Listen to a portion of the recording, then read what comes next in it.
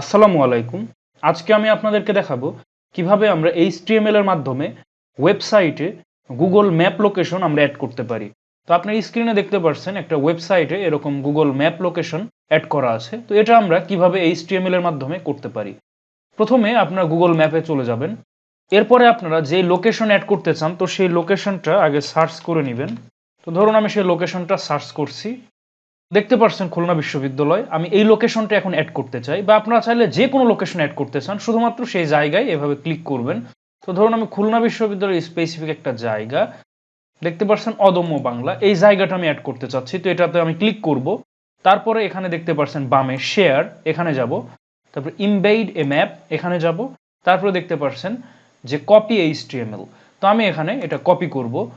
এবার আপনারা HTML এর বডি ট্যাগের মধ্যে এটা আপনারা পেস্ট করবেন। এবার যদি আমরা এটা সেভ করে রান করি তাহলে আপনারা দেখুন, এটা আমি গুগল ম্যাপ ডট এইচটিএমএল এই ফাইলে রেখেছিলাম। তো এবার আমি এটা রান করব, তাহলে আপনারা দেখুন।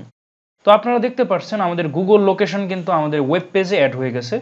আর আপনারা চাইলে এখন CSS এর মাধ্যমে এটা ডিজাইন করতে পারবেন।